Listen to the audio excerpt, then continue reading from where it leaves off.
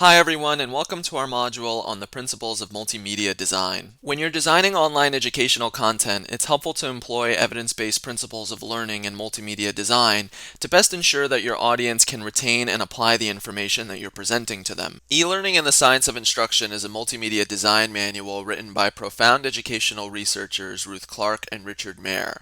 The text synthesizes over 30 years of research in multimedia learning theory to provide practical guidelines for the development of workforce training materials. Based on a vast body of education research, the authors outline 12 principles to guide the creation of online training materials. In this module, we'll define and apply some of these principles to teach a novice learner how to suture, which is an important skill to master in surgery. But you should know that these principles of multimedia design should be applied to all e-learning courses, from zoology to quantum physics. The first and arguably most important principle of e-learning design is the multimedia principle itself, which states that people learn best when words are combined with graphics rather than words or graphics alone. Now, the graphics can be in color or black and white or static or dynamic, depending on what you're trying to teach, but in general, you want a visual representation alongside your text to best improve your learners' retention and application of knowledge. So for example, as you can imagine, it would be quite difficult to teach a novice learner how to tie a surgeon's knot using only text. And so based on the multimedia principle, we included a dynamic image or a video to illustrate the procedure better.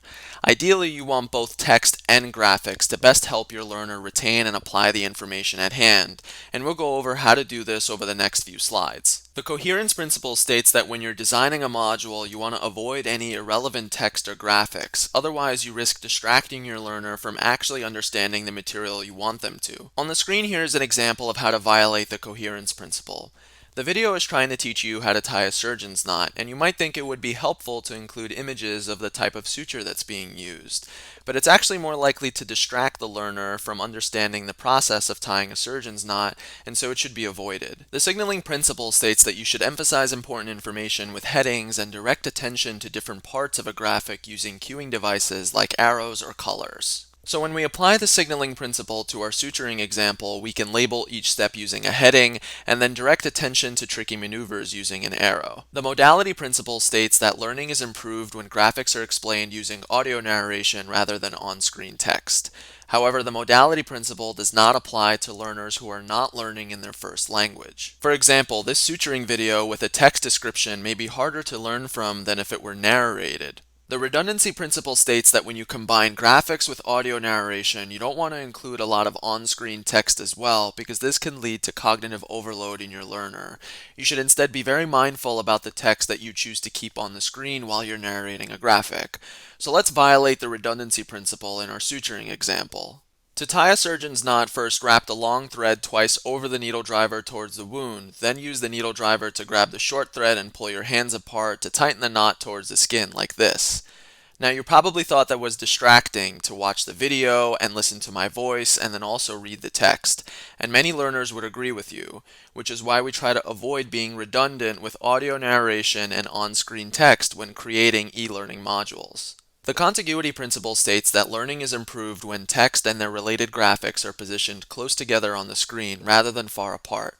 So let's see how we can apply the contiguity principle to our suturing example. First, you want to wrap the thread over the needle driver twice. Now let's see how we can violate the contiguity principle in our suturing example. First, you want to wrap the thread over the needle driver twice. The segmenting principle states that learning is improved when information is broken down into small chunks that the learner can access according to their preferred rate, using continue or next buttons.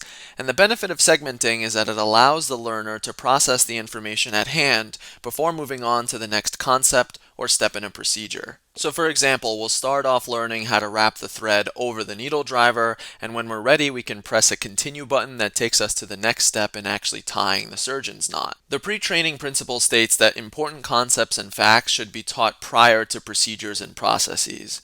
So if our topic is suturing, we should maybe start with introducing certain tools and terms, like what a suture and a needle driver are, as well as what a surgeon's knot looks like, before moving on to the video of teaching someone how to tie a surgeon's knot. And finally, the personalization principle states that learning is improved when you adopt a conversational style using the first and second person, rather than formal language in your on-screen text and audio narration.